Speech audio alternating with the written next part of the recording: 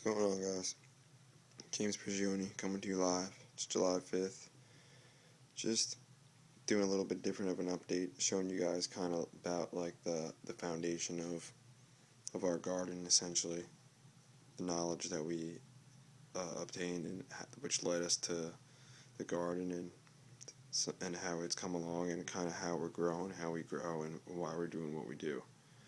So, let me just start off on first thing we did was really got us started was we watched that documentary called Fresh on Netflix. Joel Salatin was featured in that documentary, and then we started getting into Joel Salatin. Really liked what he did. We started off. We bought his first book, You Can Farm. If you're new or you think you want to get into farming or gardening or whatever, I really suggest this book. Great first book, easy read. I mean, really easy. It's just simple.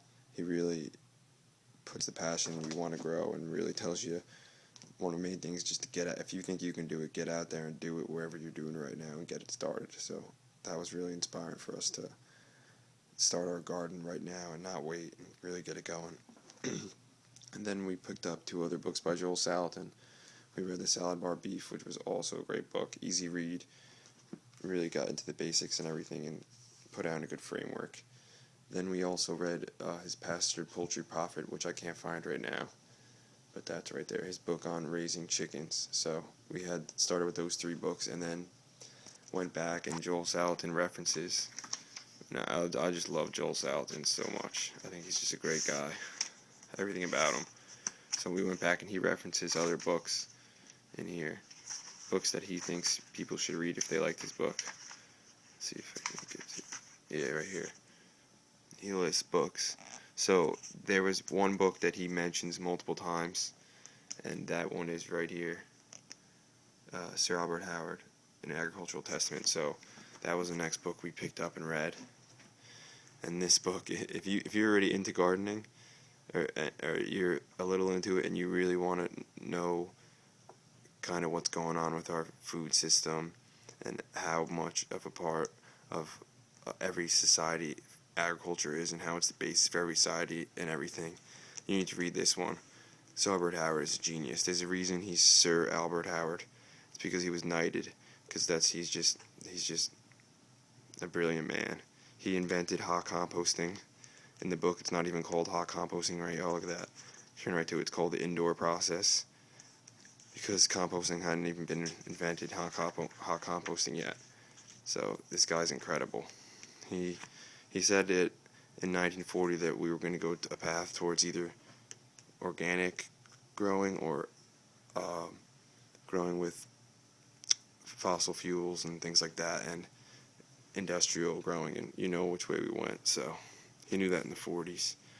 And then I went over to this organic gardening book. It was pretty good, kind of just the basics. That was really after I decided that I was into gardening more than any other thing, rather than animals, although I do like the animals. And then by the gardening book, anything by the Rodale. Rodale is usually good. This one was pretty good. I enjoyed it. Then I got into more. Someone suggested this, Carrots Love Tomatoes. This is a companion planting book, which is awesome. And it's a great book because not only is it a companion planting book, but it really just talks a lot of things that have to do with plants, like symbiosis. It talks about words like that. It'll just talk about sweet potatoes and plants that go well with sweet potatoes, and also characteristics. But it also has a lot of identification. Like here's stinging nettle. Talks about stinging nettle, helpful qualities for it, plants that like to grow around it. Has a nice picture of it. So I mean, it's a really good book, and it was pretty cheap too. So that's a good one. We went to that, and then we moved over to permaculture and natural farming. I'm not sure which one that I read first, but they're both incredible, both worth getting. This is a great start for like start for permaculture in a way, because it's not as in depth and detailed as some other things. He just kind of talks about his property and what's worked on his property and the kind of things that he does, microclimates, grafting, things like that. Talks about companion planting. But we got into permaculture as a result of companion planting we just wanted to have the ecosystem kind of work for itself. And there's just different ways to graft and things. So this was a great book. Sepp Holzer's a genius. If you guys never looked him up or watched his videos online, you need to. He's incredible. He's a great inspiration of ours too. He got all of his knowledge from just observing nature, not reading books or anything like that. Same thing with Masanobu Fukuoka. He got a lot of his knowledge from observing nature. His earlier knowledge, he worked on like the opposite of what he did later in his life, but he got most of his knowledge from just really realizing that he wanted to see what he didn't have to do in the garden as opposed to what he did do in the garden. That was kind of one of his big philosophies, to see what he didn't have to do. He also said that in order to save the world, we all must do nothing, which is the most brilliant saying, I think, because if we didn't do anything, the world would just be going back to force, and ecosystems would just be balancing themselves, and it just makes complete sense. So these two books, definitely, if you're already into gardening, into farming, I really suggest these two books, especially the Masanobu Fukuoka. Well, that's great for philosophy style, but if you want some technique, and this helped me a lot really get into landscape design, and that's really what I'm interested in now, not just gardening, but landscape design in general, and realizing that like there's a whole ecosystem and everything around it plays into the role of the plants, not just the plants.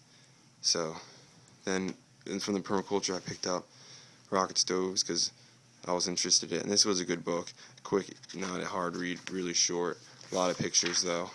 Talks a lot to do with combustion and fires and stuff, not just building the rocket stoves. Talks about how the heat rise is really important and everything. It also talks about like what kind of buckets you want, where it's good places to get buckets. So it really talks a lot about everything that has to do with rocket stoves, and it has detailed measure drawings with the sizes, the ideal sizes of the heat rise and the burner tubes and everything. So that's a good one. And then picked up two recent books. Haven't read yet, but this is going to be the last permaculture book I'm going to get. This is the Permaculture Book. If you take a PDC course or permaculture design course, this is the book that the teachers teach from. This is the manual, so if you can read, you can teach yourself the class, permaculture, all about it. So this is everything that has to do with permaculture. This is a textbook. This isn't a book, so this will be my last permaculture book. It should have everything in it. Everything I need to live anywhere in the world, essentially. So this is probably, I think, the second most valuable book I don't know. I want to say in the world. That's a crazy statement. I know a lot of people would say bushcraft books and stuff might be better and survival books, but if you're not living in an apocalyptic world, even like post-apocalyptic, this is the best, because this teaches you how to grow food, how to design a landscape, how to do everything in order to be prosperous on this planet and to help things around you. So that is this is the how-to of like creating self-sustaining system and just prospering in it.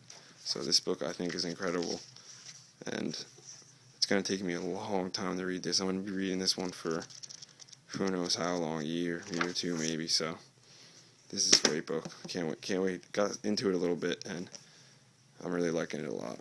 And then this one I got because a YouTuber read it, and I really like what he does on YouTube, and I like the way he thinks and stuff, and he mentions this book a lot, so I figured I'd pick it up, and I started reading it, and I really like it so far, and I'm not really working on this one because I've been working on that one more in a different book I have, so that I was always reading, so I can't wait to get into it more. Than when I just want to send a shout out to Moviedoo, and if you haven't checked his channel out, you should check him out. Movie and then DOO at the end. He's got a great food forest going on, and really knowledgeable guy, so check him out. Thanks for tuning in, guys. Thanks for watching. If you watched the whole thing, give me some suggestions or anything if you think there's any other books we should pick up. I know that I'm done buying permaculture books probably. I'm going to start doing things more like plant identification books, wild edibles, things like that. I want to learn the trees, the plants, and even some maybe like animal identification books. I'm having more birds. I'm really getting interested in birds, so I like them a lot. So if you have any suggestions on good books like that, let me know. I know MiWilderness did a great video on books about wild edibles and stuff, so you can check that out if you guys need any suggestions. I'm probably going to pick up a few of those. So thanks for tuning in, guys. Thanks for watching. James Prigioni is out.